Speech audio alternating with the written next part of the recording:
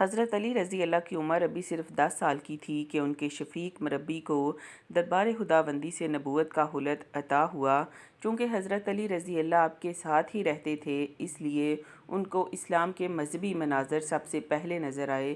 چنانچہ ایک روز حضور صلی اللہ علیہ وآلہ وسلم اور ام المومنین حضرت حتیجہ رضی اللہ کو عبادت میں مصروف دیکھا۔ اس خوبصورت نظارے نے آپ پر اثر کیا۔ طفلانہ استجاب سے پوچھا، آپ دونوں کیا کر رہے تھے؟ رسول اللہ نے نبوت کے منصب کی خبر دی اور کفر اور شرک کی مذمت کر کے توحید کی دعوت دی۔ حضرت علی کے کان ایسی باتوں سے آشنا نہ تھے۔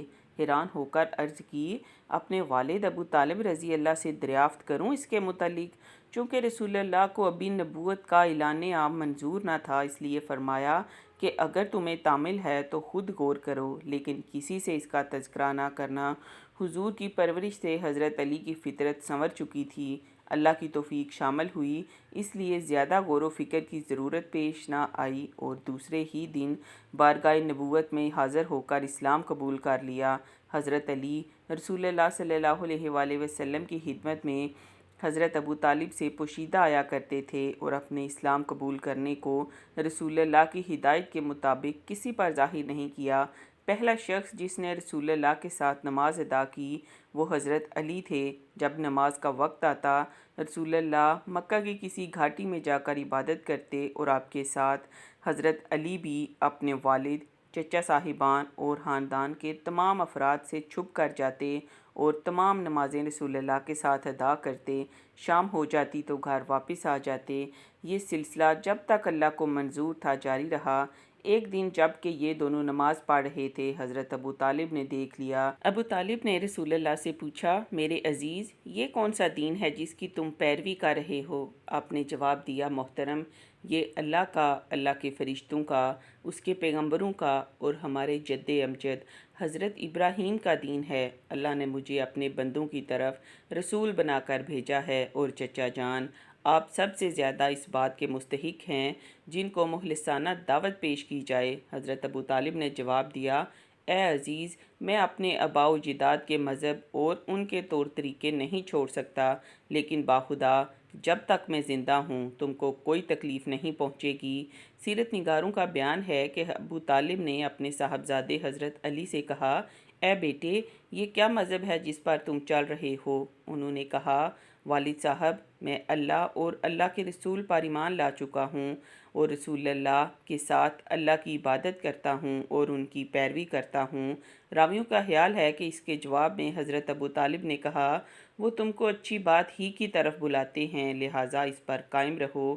جو لوگ حق اور صداقت کی جستجو اور اسلام کی طلب میں مکہ آیا کرتے تھے، حضرت علی ان کی مدد اور رہنمائی فرمایا کرتے تھے اور انہیں رسول اللہ کی خدمت میں پہنچایا کرتے تھے۔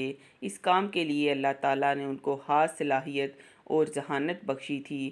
حضرت علی فرماتے ہیں، ایک دن ہم اور رسول اللہ گھر سے نکلے اور کعبہ کے در پر آئے۔ حضور نے فرمایا، بیٹھ جاؤ، اور میرے کندھوں پر پیر رکھ کر اونچے ہوئے اور کہا کہ کھڑے ہو جاؤ۔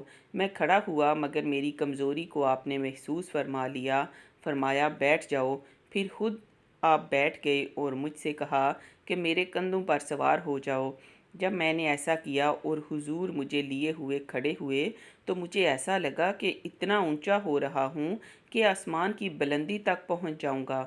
میں اس طرح کعبہ کی چھت پر پہنچ گیا اور وہاں جو پیتل یا تانبے کا بنا ہوا بت رکھا ہوا تھا اس کو میں دائیں بائیں موڑنے لگا اور آگے پیچھے جھکانے لگا، یہاں تک کہ اس کو اپنے قابو میں لے آیا۔ رسول اللہ نے فرمایا کہ اس کو گرا دو۔ میں نے گرایا تو وہ ایسا چور چور ہو گیا جیسے شیشے کے بنے ہوئے برتن۔ پھر وہاں سے اترا اور ہم دونوں تیز قدم چلتے ہوئے گھروں کے پیچھے آ گئے کہ کہیں کوئی ہمیں دیکھ نہ لے۔ ایک روز آپ نے اپنے خاندان میں تبلیغ اسلام کی کوشش فرمائی اور حضرت علی سے فرمایا کہ دعوت کا سامان کرو۔ حضرت علی کی عمر اس وقت مشکل سے 14-15 برس کی تھی، لیکن انہوں نے اس کم سینی کے باوجود نہایت اچھا انتظام کیا۔ دسترخوان پر بکرے کے پائے اور دودھ تھا۔ دعوت میں کل خاندان شریک تھا، جن کی تعداد 40 تھی۔ حمزہ رضی اللہ، عباس رضی اللہ، ابو طالب رضی اللہ سب شریک تھے۔ हुजूर सल्लल्लाहु अलैहि वसल्लम ने खाने के बाद खड़े होकर फरमाया कि मैं वो चीज़ लेकर आया हूँ जो दीन और दुनिया दोनों की कफ़ील है। इस बारे गिरां को उठाने में कौन मेरा साथ देगा?